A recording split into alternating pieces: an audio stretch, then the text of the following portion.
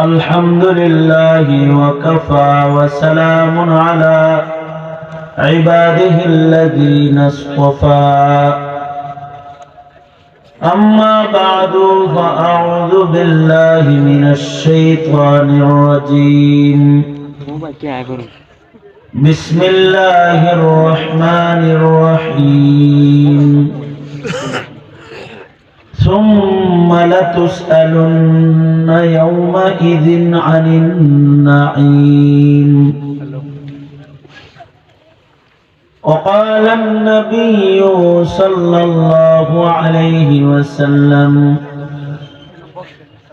كما تعيشون تموتون وكما تموتون تبعثون وكما تبعثون تحشرون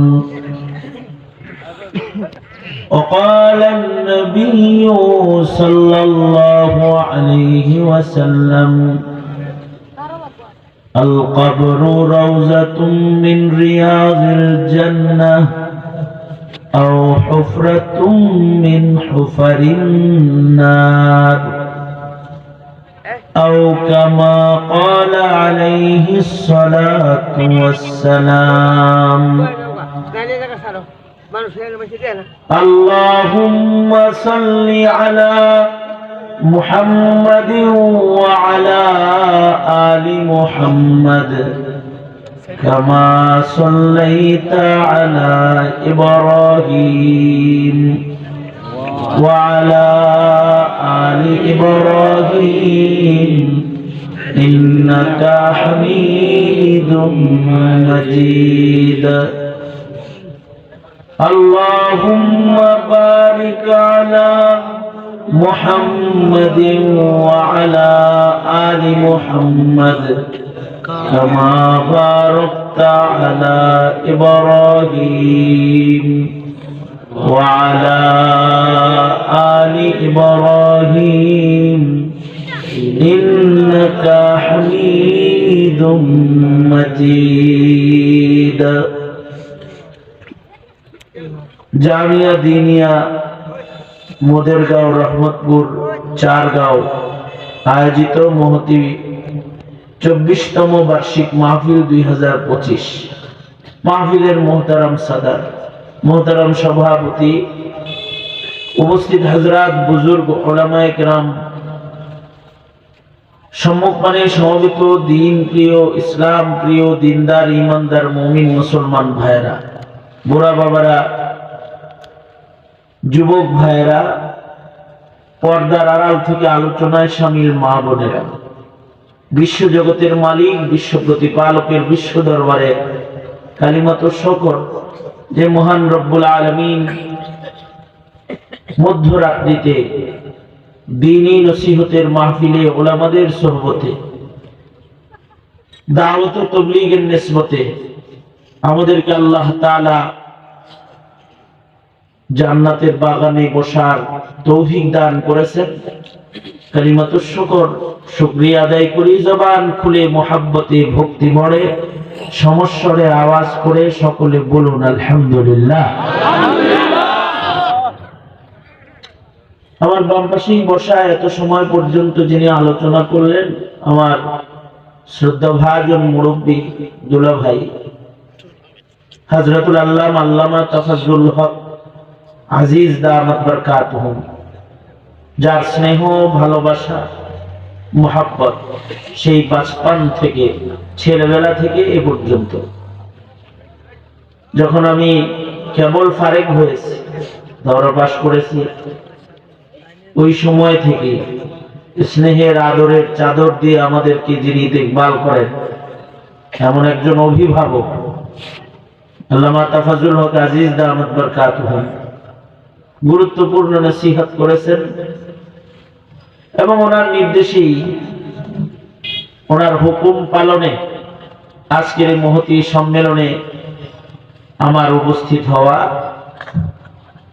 এখানে শত শত প্রবীণ উলামা হযরতরা দূরদারাজ থেকে এসেছেন।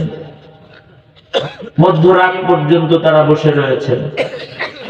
হাজার হাজার মানুষ আপনারা কষ্ট করে আসছেন। অনেক যুব সমাজ আছে যারা অনেক কষ্ট করে দূর থেকে হেঁটে হেঁটে পায়ে হেঁটে পর্যন্ত এসেছেন। রাস্তাঘাট ভালো না, যা কোরবানি করছেন এই সব টুকুন কোরবানি শুধুই মাত্র আখিরাতের জন্য, আল্লাহকে খুশি করার জন্য, অন্য আর কিছু না। আল্লাহ তাআলা আপনাদের সকল আর কোরবানি, সকলের কষ্টগুলো আল্লাহ তাআলা কবুল করে নেক। আমিন বলেন। আরো জোরে আওয়াজ করে বলেন আমিন। কোন ভূমিকা ছাড়া সূরা তাকাসুরের শেষ আয়াত এবং 2 জায়গা থেকে হাদিস আপনাদের সামনে পেশ করেছে। রাত 12টা পার হয়ে গেছে, তাই কোনো ভূমিকা ছাড়া আমি সরাসরি আমার মূল কথায় চলে যাচ্ছি। এই পৃথিবীতে কিছু মানুষ আছে যারা ভোগ করে করে দুনিয়ায় ভোগের জীবন বানায়া অভিশাপ নিয়ে তারা কবরে চলে যায়। আর কিছু মানুষ আছে যাদের জীবনে হায়াতে দুনিয়াতে ত্যাগের মহিমায় মহিমান্বিত হয়ে আল্লাহ পাকের হুকুম, আল্লাহ পাকের গোলামি এগুলো কইরা আল্লাহকে খুশি কইরা তারা আখিরাতের যাত্রী হয়ে দুনিয়া ছেড়ে বিদায় নিয়ে চলে যায়। 2 প্রকার মানুষ,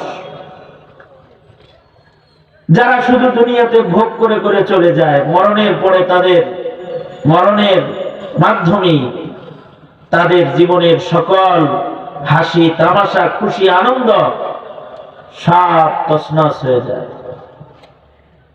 আর যারা দুনিয়াতে একটু কষ্ট ক্লেশ, আল্লাহর হুকুম মেনে চলা, হালাল হারাম বাছাই করে চলা, দুনিয়ার হায়াতে কিছু প্রাপ্তি, কিছু কোরবানি, কিছু সুখ, কিছু দুঃখ, এই সব মিলায়ে যারা আল্লাহর হুকুম, আল্লাহর নির্দেশকে প্রাধান্য দিয়ে জীবনের শেষ ইতি পর্যন্ত যারা চলে যায়, তাদের মরণ থেকেই আল্লাহর জান্নাতের মেহমানদারি শুরু হয়ে যায়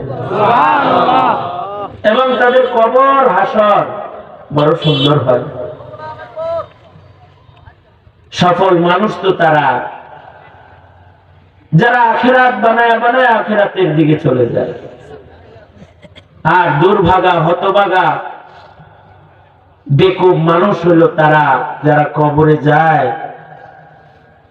আখিরাতমুখী, তারা আখিরাতের দিকে যায় কিন্তু আখিরাতটাকে বানানোর সুযোগ পায় না, মরণ দরজা দিয়া আগুনের ভিতরে ঢুকে যায়। আমরা আমাদের জীবনকে কিভাবে আখিরাত সুন্দর বানাইতে পারি, কবর হাসর কেমনে আমাদের সুন্দর হবে, এই পরামর্শ, এই আলোচনার জন্য এইরকম ওয়াজ মাহফিল হয়। দুনিয়ার জীবনে কিছু মানুষের হায়াত হয় লান্নাতের হায়াত, এর জন্য মানুষ কামনা করে এটা মরে না কেন, এটা সরে না কেন, এটা মরে না কেন, এগুলো কামনা থাকে। মরে গেলে কয় আলহামদুলিল্লাহ, আল্লাহ জগৎ দল পাথর ভারত নিছে, কয়েকদিন পরে করবো আল্লাহ খবরে নিছে।